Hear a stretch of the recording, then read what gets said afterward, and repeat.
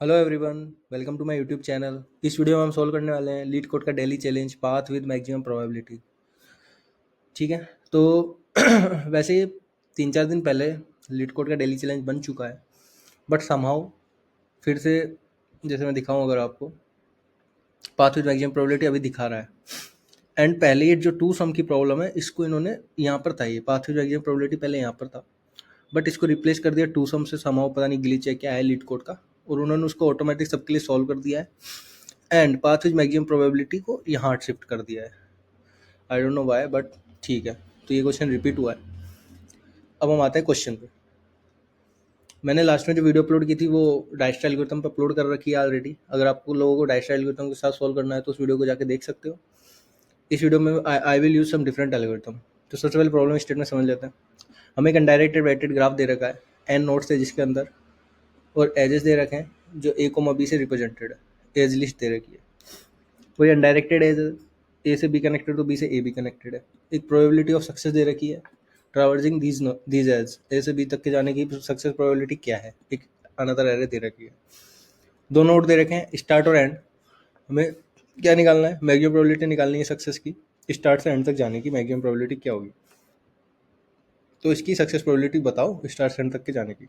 अगर कोई पाथ नहीं है स्टार्ट से एंड तक जाने का तो आंसर 0 रिटर्न करो। और प्रोबेबिलिटी सॉरी डबल फॉर्मेट में होती है, जैसे अगर आप देखो 0.5 0.2 ऐसे होती है, तो your answer will be expected if it differs from the correct answer by at most 1e-5। ठीक है, इसे कोई मतलब नहीं है, प्रिसीजन की बता रहा है, जस्ट दैट्स इट। ठीक है, तो पढ़ने में क्वेश्चन क्या लगा? स्टार्ट और एंड दो नोड दे रखे हैं, इनके बीच की मैक्सिमम प्रोबेबिलिटी ऑफ सक्सेस निकालनी है स्टार्ट से एंड तक के जाने की। ठीक है, अब हम जो इसको कैसे रिलेट कर सकते हैं, ये स्टार्ट और एंड तक के जाने की मैक्सिमम सक्सेस प्रोबेबिलिटी निकालनी है। हम लोगों ने अगर पढ़ा हो, आप लोगों ने पढ़ा हो, हम क्या पढ़ते हैं ग्राफ के अंदर? शॉर्टेस्ट डिस्टेंस निकालनी होती है दो नोड्स के बीच में। ठीक है, यहाँ पर मैक्सिमम प्रोबेबिलिटी ऑफ सक्सेस निकालनी है, यानी कि मैक्सिमम डिस्टेंस हो गई। यहाँ पर डिस्टेंस को रिप्लेस मार दिया प्रोबेबिलिटी से, दैट्स इट, और कुछ नहीं है। लेकिन डिस्टेंस की कैलकुलेशन हम प्लस से करते थे, बट प्रोबेबिलिटी क्या होती है? प्रोबेबिलिटी की मैक्सिमम वैल्यू 1 तक जाती है, और प्रोबेबिलिटी निकालने के लिए मल्टीप्लिकेशन करते हैं, जीरो मतलब तब जाके वो 1 तक ही है, 1 से ज़्यादा नहीं जाती प्रोबेबिलिटी कभी भी, 1 से 1 तक ही रहती है मैक्सिमम प्रोबेबिलिटी। और निकालने के लिए मल्टीप्लिकेशन करते हैं, वो बात मैं फिर से रिपीट कर रहा हूँ। ठीक है, तो मेन डिफरेंस ये हो गया। ठीक है, पहला difference, difference from standard shortest path problems. ठीक है, क्या क्या डिफरेंस है? पहला, शॉर्टेस्ट की जगह हमें मैक्सिमम निकालना है, मैक्सिमम और लॉन्गेस्ट। ठीक है, दूसरा, distance is replaced by probability. ठीक है, एंड कैलकुलेशन ऑफ डिस्टेंस कैसे करते थे? डिस्टेंस हम करते थे डिस्टेंस 1 प्लस डिस्टेंस 2। ठीक है, calculation of distance, calculation of distance हम ऐसे करते थे। अब हम कैलकुलेशन प्रोबेबिलिटी कैसे करेंगे? प्रोबेबिलिटी तो मल्टीप्लिकेशन होती है ना, calculation of probability will B probability 1 star probability 2 multiply करेंगे, क्योंकि एक से ज़्यादा जान ही नहीं है। प्लस नहीं करते प्रोबेबिलिटी में कभी भी, अगर आप लोगों ने मैथ में पढ़ा हो तो। ठीक है, डिफरेंस भी पता लग गया। नॉर्मल स्टैंडर्ड जो शॉर्टेस्ट पाथ एल्गोरिथम्स होते हैं, प्रॉब्लम्स होती है, उनसे ये डिफरेंस है इसमें, बस और कुछ नहीं है। अब चलो डिफरेंस तो है, मान लेते हैं, लेकिन लगाना तो वही है, एल्गोरिथम ग्राफ है, उनके अलावा कोई नया एल्गोरिथम तो बनाएंगे नहीं। उनको थोड़ा सा ऊपर नीचे मॉडिफाई करके प्रॉब्लम को सॉल्व करने की कोशिश करते हैं। तो देर आर मतलब सिंगल सोर्स शॉर्टेस्ट पार्ट था ये, मतलब एक स्टार्ट नोड दे रखा है और एक ही एंड नोड दे रखा है। तो सिंगल सोर्स मैक्सिमम प्रोबेबिलिटी वाला पाथ निकालना है। Path, single source maximum probability path we need to find. ठीक है, सिंगल सोर्स है, what are the algorithms? Standard algos क्या है जो सिंगल सोर्स शॉर्टेस्ट पाथ की डिस्टेंस निकालते थे? सिंगल सोर्स शॉर्टेस्ट पाथ की एक डायस्ट्रा है, डायस्ट्रा एल्गोरिथम हमने पढ़ लिया था पिछली वीडियो में, जिस मैं पिछला जो इसका वीडियो उसमें इसको डायस्ट्रा से सॉल्व किया था। Another one is Bellman Ford. Bellman Ford जो एल्गोरिथम है, वो भी सिंगल सोर्स शॉर्टेस्ट पाथ निकालने का ही एल्गोरिथम है, ठीक है। तो आज हम इसको सोल्व करने वाले हैं बेलमन फोर्ड से। बेलमन फोर्ड भी वैसे सिंगल सोर्स शॉर्टेस्ट पाथ के लिए काम करते हैं, यहाँ पर रिवर्स है, मैक्सिमम वाला निकालना है, तो हम देखेंगे कैसे कर सकते हैं, ठीक है। अब मैं थोड़ा सा इंट्रो दे देता हूँ, इंट्रो ऑफ बेलमन फोर्ड। अगर किसी को नहीं पता तो थोड़ा सा बेसिक आइडिया लग जाएगा क्या होता है। बेसिकली सबसे पहले डाइस्टा एल्गोरिथम एग्जिस्ट करता था, तो डाइस्टा एल्गोरिथम के होते हुए बेलमन फोर्ड की नीड हमें क्यों पड़ी, why we need this algorithm, why we need. सबसे पहला क्वेश्चन यही आता है कि कोई एक ऑलरेडी था, बढ़िया चल रहा था, तो नई की नीड क्यों पड़ी। बिकॉज डाइस्टा एल्गोरिथम फेल हो जाता था नेगेटिव वेट साइकिल्स पे। अगर किसी भी एज का वेट नेगेटिव होता था तो उससे फेल हो जाता था, वो बताऊंगा क्यों हो जाता है। Dijkstra fail when edge weight is negative, ठीक है। इसलिए हमें बेलमन फोर्ड एल्गोरिथम की जरूरत पड़ी थी। Bellman Ford algorithm negative edge weights पे फेल नहीं होता है। साथ ही ये भी बता देता है अगर किसी भी ग्राफ में मान लो नेगेटिव एज वेट है, तो इसका मतलब अगर उसको शॉर्टेस्ट बात में इंक्लूड कर रहे हैं हम, तो नेगेटिव है तो कम करता जाएगा करता जाएगा करता जाएगा, तो डाइस्टा एल्गोरिथम तो इन्फिनाइट लूप में फंस जाएगा। बट बेलमन फोर्ड क्या करता है, बता देता है कि साइकिल है कि नहीं है। डाइस्टा एल्गोरिथम क्यों फंस जाएगा इन्फिनाइट लूप में, डाइस्टा एल्गोरिथम कैसे काम करता है। It is based upon, Dijkstra algorithm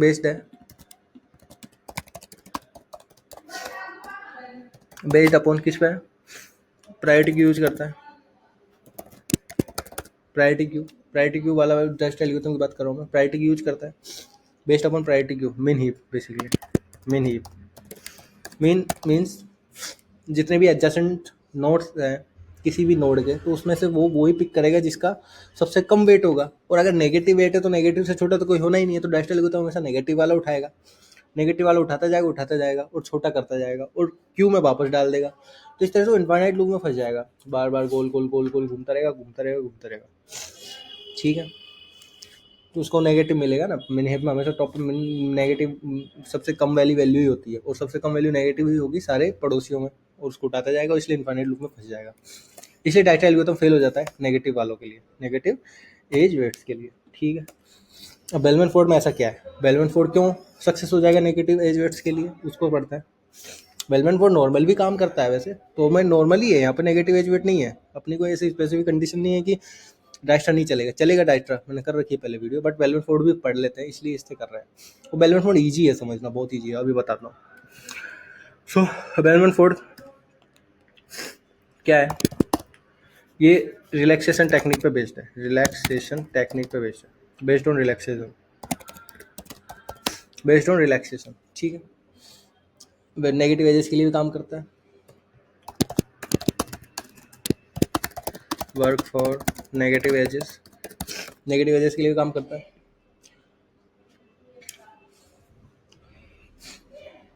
अगली चीज, अब अपन समझते हैं रिलैक्सेशन क्या होता है, इंट्यूशन क्या होता है। तो बेलमन फोर्ड एल्गोरिथम क्या करता है, सारे के सारे जितने भी एजेस है उनको रिलैक्स करता है n-1 टाइम। अगर नंबर ऑफ एजेस कितने n है तो n-1 टाइम इनको रिलैक्स करेगा सीक्वेंसली, और आफ्टर n-1 इटरेशन हमारे पास मिनिमम डिस्टेंस होगी। मेन एल्गोरिथम क्या है, मेन एल्गो क्या है, relax all edges for n-1 times where n equals to n-1 time हम एजेस को रिलैक्स करेंगे, ठीक है। उसके बाद इसमें n की वैल्यू क्या है, नंबर ऑफ वर्टिसेस, ठीक है। पहली चीज ये relax all the edges for n-1 time where n equals to number of vertices. Relax करने के बाद क्या होगा, कुछ नहीं होगा, वी विल हैव, हमारे पास होगी मिनिमम डिस्टेंस, ठीक है। ये कह रहा है n-1 टाइम एजेस को रिलैक्स मार दो, n यहाँ पे नंबर ऑफ वर्टिसेस है, हमारे पास मिनिमम डिस्टेंस होगी, ठीक है। रिलैक्सेशन का फॉर्मूला क्या है, मान लो एक है u, v और उसका वेट है w, इसको रिलैक्स करना है, रिलैक्स कैसे करेंगे, अगर अगर अगर distance of u plus W T less than a distance of V से, ठीक। अगर distance of W, distance U मतलब यू से वी तक का पाथ है, हमें यू से वी तक का पाथ है और ये अनडायरेक्टेड है मान लो, ठीक है। यू से वी है, वी से यू भी है मान लो, बट हम यू से वी वाला ही कंसिडर कर रहे हैं और वेट है डब्ल्यू। तो यू से वी तक जाने के लिए वेट की नीड पड़ेगी, तो यू के एग्जिस्टिंग जो डिस्टेंस है, यू तक आने के लिए एग्जिस्टिंग डिस्टेंस प्लस यू से वी तक जाने के लिए टोटल वेट। अगर ऑलरेडी वी तक जाने के लिए कोई दूसरा पाथ है उससे छोटी मिल गई है तो हम ऐसे अपडेट मार देते हैं, ठीक है, ऐसे अपडेट मार देते हैं। बस यही रिलैक्सेशन है, यही चीज़ हर एक एजेस के लिए करनी है। कब तक करनी है? नंबर ऑफ वर्टिसेस के टाइम, मतलब एक इटरेशन में सारे एजेस को रिलैक्स करेंगे, दूसरे इटरेशन में फिर फर्दर सारे एजेस को रिलैक्स करेंगे, तीसरे इटरेशन में फिर फर्दर सारे एजेस को इस तरह से रिलैक्स करते जाएंगे। मीन्स यू से वी तक जाना है तो यू से वी तक जाने के लिए करंट वेट को यूज करते हुए अगर शॉर्टेस्ट पाथ मिल रहा है तो उसको कंसिडर कर लो, ठीक है। ये है भी सिंपल एल्गोरिथम। एक दो फोर लूप चलाओ, पहली 0 से लेकर n-1 तक चलाओ, दूसरी में हर एक एज को पिक करते जाओ और ऐसे रिलैक्स करते जाओ, दैट्स इट, काम हो जाएगा। yn-1 टाइम, अब आपके दिमाग में आ रहा होगा yn-1 times will be enough, क्यों होगा n-1 टाइम इनफ क्यों है? ठीक है, क्यों है? सबसे पहली चीज, अगर किसी ग्राफ में n वर्टिसेस या फिर नोड्स है, ठीक है, n वर्टिसेस या फिर नोड्स है, ठीक है, और हमें सबसे छोटे रास्ते से जाना है, सबसे छोटे रास्ते से जाना है तो उसमें मैक्सिमम n-1 एजेस ही तो होंगे ना।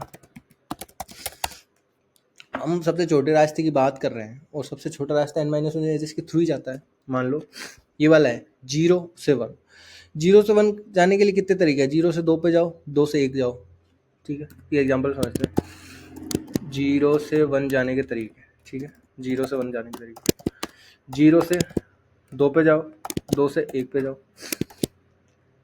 0 से 1 जाने के दूसरा तरीका है 0 से डायरेक्ट 1 पे जाओ, है रास्ता, है ना। तो हम कौन सा प्रेफर करेंगे? यही प्रेफर करेंगे ना। तो 0 से 1 जाने के लिए दो नोड्स हैं, दो नोड्स के बीच की मिनिमम डिस्टेंस मतलब मिनिमम नंबर ऑफ एजेस कितने चाहिए होंगे? बस एक ही चाहिए होगा ना, तो वही है n-1 एजेस चाहिए होते हैं मैक्सिमम। n-1 एजेस से ज़्यादा हमें कभी भी एजेस की जरूरत पड़ेगी ही नहीं, ठीक है। तो अगर हम एजेस को n-1 टाइम रिलैक्स करते जाएंगे तो वो ऑटोमेटिक डिस्टेंस अपडेट होती जाएगी और होती जाएगी, क्योंकि n-1 एजेस से ज़्यादा हमें एजेस की नीड है भी नहीं। n-1 edges will be enough to reach between n vertices. देखो दो नोड्स थे और दो नोड्स को पहुंचने के लिए एक एज काफ़ी है, अगर रास्ता एग्जिस्ट कर रहा है कि नहीं कर रहा, उतने में रिलैक्स हो जाएगा, रिलैक्स होना होगा तो, ठीक है। पहले मतलब इटरेशन क्या चलती है? सबसे पहली इटरेशन में क्या करता है? n-1 टाइम में पहली इटरेशन में क्या करेगा? बेसिक पाथ बिल्ड करेगा, सबसे जो पाथ दिख रहा है, ठीक है। उसके बाद उसको फर्दर इटरेशन में जो फर्दर पॉसिबल पाथ्स है उनके बेसिस पे उसको रिलैक्स करता जाएगा। ऐसा होता है बेल्मनफोर्ड एल्गोरिथम, ठीक है। अब हमारे क्वेश्चन पे आते हैं, मैंने कुछ ज़्यादा ही टाइम ले लिया इंट्रो में। हमारे क्वेश्चन पे आते हैं। हमारे क्वेश्चन में मिनिमम डिस्टेंस निकालनी नहीं है, तो ये वाला लेस देन का साइन ग्रेटर देन में कन्वर्ट होना चाहिए, ठीक है। मैक्सिमम डिस्टेंस निकालनी है और मैक्सिमम डिस्टेंस निकालनी है और प्लस का साइन हमारा स्टार से कन्वर्ट होगा क्योंकि प्रोबेबिलिटी है। बस इतना चेंज कर दो, काम हो जाएगा, लिटरली काम हो जाएगा, क्योंकि मैक्सिमम ही तो करना है बस, और थोड़ा ना कुछ ऐसा करना है। डिस्टेंस को 0 से इनिशियलाइज कर दो और मैक्सिमम पाथ निकालना है, मैक्सिमम प्रोबेबिलिटी निकालनी है गिवन एजेस के, तो उससे ही काम हो जाएगा, ठीक है। समझ आ गया होगा आपको कि बेल्मनफोर्ड एल्गोरिथम कैसे काम करता है। और हमारे क्वेश्चन के हिसाब से बस इतना चेंज करना है कि प्रोबेबिलिटी है तो मल्टीप्लिकेशन करना है, और लेस देन है, लेस देन शॉर्टेस्ट पाथ के लिए होता है, ग्रेटर देन लॉन्गेस्ट मतलब मैक्सिमम प्रोबेबिलिटी के लिए हो जाएगा, ठीक है। और ये हम n-1 टाइम्स के लिए ही करेंगे ये भी काम, क्योंकि n-1 टाइम में हमें मैक्सिमम मिलना होगा, मिल जाएगा, ठीक है। अब क्या करते हैं, कोड कर देता फटाफट इसका, आप लोगों को समझ आ गया हो तो कोड कर देता है। हमें क्या लेना है? डिस्टेंस एरे चाहिए होती है उसमें, डिस्टेंस एरे, यहाँ पे प्रोबेबिलिटी एरे लेते हैं, डबल लेंगे maximum probability N time equals to new double of N, ठीक है, डबल एरे ले लिए, इनिशियली जीरो होगी, तो इसमें क्या करते हैं हम, जब शॉर्टेस्ट डिस्टेंस निकालते हैं तो डिस्टेंस को मैक्सिमम वैल्यू से इनिशियलाइज करते हैं, या मैक्सिमम निकालनी है तो मिनिमम वैल्यू से इनिशियलाइज करेंगे, मिनिमम होती है प्रोबेबिलिटी वैल्यू जीरो होती है, तो ऑटोमेटिक इनिशियलाइज हो गई है, और स्टार्टिंग नोड को हमेशा जीरो डालते हैं इसमें स्टैंडर्ड में, यहाँ पर स्टार्टिंग नोड को मैक्सिमम डालेंगे, S T equals to maximum value होती है प्रोबेबिलिटी की 1 होती है, ठीक है, n-1 टाइम इसको रिलैक्स करना है, ठीक है, int I equals to 0 i less than n-1 time इसको रिलैक्स करना है, फॉर सारे के सारे एजेस को, तो एजेस पिक करते जाएंगे, एजेस कैसे पिक करेंगे, j इक्वल्स टू 0 से लेकर j लेस देन, एजेस ये हैं, edges dot length j plus plus, एक एक एज को पिक करेंगे, int U equals to edges of j of 0, दो वैल्यू है ना, दो एलिमेंट है एरे के अंदर, int v equals to edges of j of 1, ठीक है, डबल पाथ प्रोबेबिलिटी क्या है, पाथ प्रोबेबिलिटी इसके लिए कौन सी है, इन्होंने कहा था कि ये सक्सेस प्रोबेबिलिटी है, हर एक एजेस के लिए स्टोर कर रही है सीक्वेंस ऑर्डर में, तो success probability will be J, मतलब पहला एज है तो पहले एज की जे इंडेक्स में मिल जाएगी, ठीक है, तीनों चीज़ें मिल गई हैं, मतलब तीन चीज़ें मिल गई, यू वी और डब्ल्यू, बस अब फॉर्मूला लगा दो, अगर मैक्सिमम प्रोबेबिलिटी, मतलब यू तक पहुंचने की ऑलरेडी जो प्रोबेबिलिटी है मल्टीप्लाई बाय इससे आगे जाने की प्रोबेबिलिटी, अगर वो बड़ी है बी की एग्जिस्टिंग प्रोबेबिलिटी से, तो अपडेट मार दो मैक्सिमम प्रोबेबिलिटी ऑफ बी को इससे, ठीक है, मार दिया अपडेट। अब ये है अनडायरेक्टेड है तो दोनों डायरेक्शन में अपडेट मारना पड़ेगा, यू से बी मार दिया, अब बी से यू मारो, ठीक है, मार दिया। ऐसे करेंगे n-1 टाइम के लिए, बस कुछ नहीं करना, और n-1 टाइम हमें मैक्सिमम रिजल्ट मिल जाएगा, क्योंकि किसी भी मतलब n नंबर ऑफ वर्टिसेस के बीच में n-1 एजेस काफ़ी हैं किसी भी रिजल्ट को पाने के लिए, ठीक है, फर्दर अपडेशन होता ही नहीं है, ठीक है, फर्दर अपडेशन हो रहा है तो इन्फाइनाइट लूप में जाता है। हाँ, ये बताना मैं भूल गया था, वेलमन फोर्ड एल्गोरिथम है, अगर n-1 हमने रिलैक्सेशन की तो उसमें मैक्सिमम रिजल्ट हमें मिल जाएगा, ये आप पेन पेपर में चला के देखना, आपके लिए टास्क है, कोई भी एक नंबर और सेट ऑफ एजेस निकालना, n-1 m टाइम, शॉर्टेस्ट के लिए चला लेना, शॉर्टेस्ट पाथ एल्गोरिथम बनाने के लिए n-1 टाइम चलाना, और फिर n वाले टाइम चलाना, n-1 और n वाला आंसर हमेशा सेम आएगा, क्योंकि ये प्रूवन है कि n-1 time will be enough, n vertices के लिए n-1 एजेस इनफ होता है। अगर n टाइम वैल्यू चेंज हो रही है तो इसका मतलब है उसमें नेगेटिव साइकिल है, और इसी तरीके से वेलमन फोर्ड एल्गोरिथम नेगेटिव साइकिल बताता है, तो इसलिए n-1 टाइम तक काफ़ी रहेगा, रिटर्न कर देंगे बस मैक्सिमम प्रोबेबिलिटी ऑफ एंड, ठीक है, रन करते हैं, बेसिक टेक्स्ट के चल गए, सबमिट करता हूँ,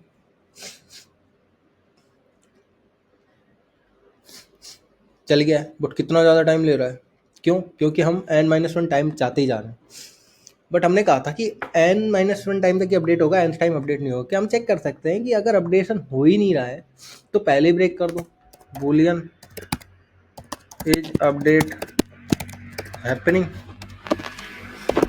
इक्वल्स टू फॉल्स, अगर हो रहा है तो ट्रू मारो, अगर हो रहा है तो ट्रू मारो, अगर पहली लूप के बाद मतलब सारे के सारे एजेस को इटरेट करने के बाद कोई भी अपडेशन हुई नहीं है, अगर अपडेट हैपनिंग नहीं हुई है तो ब्रेक कर दो भाई साहब, क्यों आगे जाना, ध्यान करते हैं,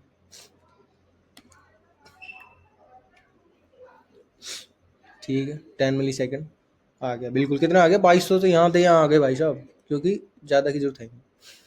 दूसरी चीज़ एक और देखो, n की वैल्यू 10⁴ है, चलो फर्दर ऑप्टिमाइजेशन फर्जी है, चलो इस वीडियो में इतना ही।